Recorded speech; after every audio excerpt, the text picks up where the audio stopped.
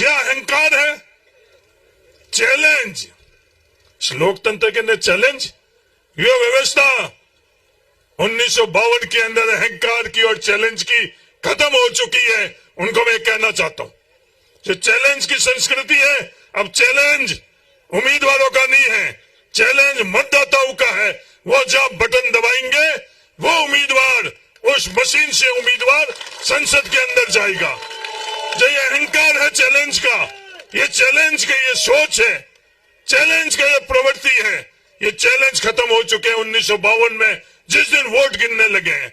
हाँ, वो ताकतें आज भी इस लोकतंत्र के अंदर विश्वास नहीं रखती है। आज भी उन लोगों को मंजूर नहीं है कि ये सरकार इन लोगों द्वारा चलेगी। उन लोगों को लगता है कि सरकार उन द्वारा चलेगी।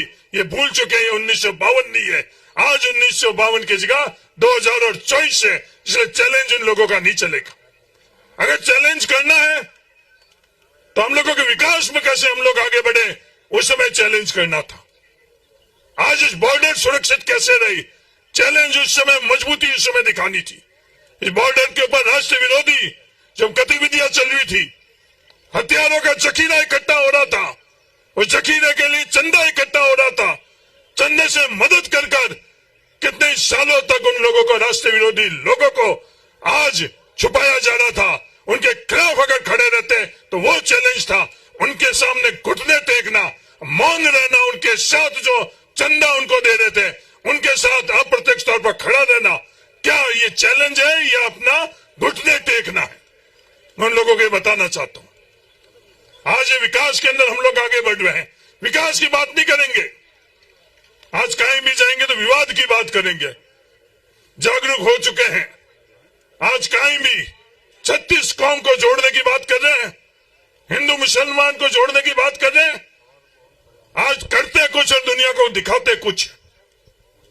मैं उन लोगों को कहना चाहता हूं, अब ये धार आगे बढ़ चुका है, ये रुकेगा नहीं।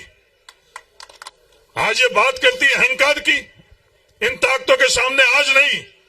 जिस दिन इस लोकतांत्रिक व्यवस्था के अंदर 89 से जब चुनाव लड़ता आ रहा हूं मैं, तो ये तमाम चैलेंज, तमाम अहंकार, तमाम गुरूर के सामने, ये चुनाव कोई चैलेंज का है? चुनाव के अंदर हार और जीत होती है, एक जीतेगा एक हारेगा, ये लोकतंत्र है। इसमें अहंकार नहीं है, ये लोकतांत्रिक सोच नहीं है। कभी चुनाव हारेंगे, कभी चुनाव जीतेंगे। आपकी सोच क्या है, आपने किए हुए काम क्या है, भविष्य में क्या काम करोगे, ये लोगों के बीच में लेकर जाओ। आप कौन सी ताकतें आज उम्मीदवार बेनीवाल के साथ, कौन सी ताकतें हैं? उम्मीदवार बेनीवाल के साथ दुनिया को दिखाना चाहता हूं कि ये ताकतें। उम्मीदवार बेनीवाल के साथ कौन थे? ये किसान के ट्रैक्टर थे। उम्मीदवार बेनीवाल के साथ कौन थे? ये मुट्ठी किसकी थी, ये जिंदाबाद किसके थे? इन किसानों के, नौजवानों के थे। उम्मीदवार बेनीवाल का जयकारा कौन दे रहा है? उम्मीदवार बेनीवाल का जयकारा थार का नौजवान दे रहा है, थार का किसान दे रहा है, थार का हिंदू दे रहा है, थार का मुसलमान दे रहा है, थार का मेघवाल दे रहा है, थार का भील दे रहा है, थार का सुथार दे रहा है, थार का नाई, दर्जी, 36 कौम थार की दे रही है, थार का विष्णोई दे रहा है। ये उम्मीदवार बेनीवाल की ताकत है, और इस ताकत से उम्मीदवार बेनीवाल को संसद में पहुंचाने के लिए कोई दुनिया की ताकत नहीं रोक सकती। ये तुम ए और बी आपस में एक होकर और दुनिया के बीच के अंदर विवाद करने के लिए तुम लोग आए हुए हो। पहचान चुका है थार। 26 तारीख को एकजुट होकर उम्मीदवार बेनीवाल के पक्ष के अंदर जब मत दोगे तो दुनिया को 4 तारीख को पता चल जाएगा कि ये थार क्या चाहता है। हिंदुस्तान के अंदर सरकार में हिस्सेदारी और भागीदारी, आवाज हम लोगों की कौन है? आवाज हमारे लोगों की उम्मीदवार बेनीवाल है। ये कौन लोग हैं जिनको ये बढ़ता हुआ थार पसंद नहीं है? ये कौन लोग हैं जिनको हम लोगों के मुद्दे, हम लोगों की बात, हम लोग पसंद नहीं है, हम लोगों की हिस्सेदारी पसंद नहीं है, हम लोगों की भागीदारी पसंद नहीं है? ये कौन लोग हैं? मेरे थार के लोगों से ये आज निवेदन है कि उनको पहचानो। ये कौन लोग हैं जो उम्मीदवार बेनीवाल को अपनी आवाज बनकर इस थार को और देश को आगे बढ़ाने से आज वो तमाम ताकतें एक दफे फिर संगठित होकर उम्मीदवार बेनीवाल को रोकना चाहती है? ये कौन सी ताकतें? मेरे आज इस देश के पहले ग्राम पंचायत से। क्या प्रधानमंत्री सड़क ग्राम योजना से नरेंद्र मोदी जी ने हम लोगों की मदद करी?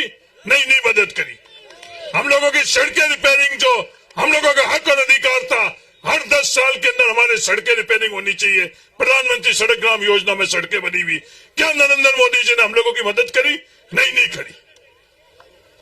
आज ये ताकते हैं नरेंद्र मोदी जी भी आकर और क्या ललका रहे हैं, बाबा साहब भीमराव अंबेडकर जी भी आ जाए। नरेंद्र मोदी जी, बाबा साहब भीमराव अंबेडकर जी हम लोगों के बीच में ही हैं।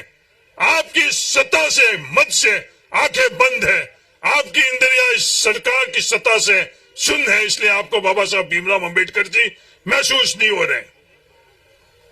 चाहे बाबा साहब भीमराव अंबेडकर जी है, चाहे गांधी जी हो, रामदास जी डौकिया है, आज हम सब लोगों के बीच के अंदर ये लोग आज भी है। हम रहेंगे न रहेंगे, ये तमाम लोग अमर हैं और पीढ़ियों तक ये लोग रहेंगे। इन लोगों को महसूस नहीं हो रहा, ये रोकना चाहते हैं।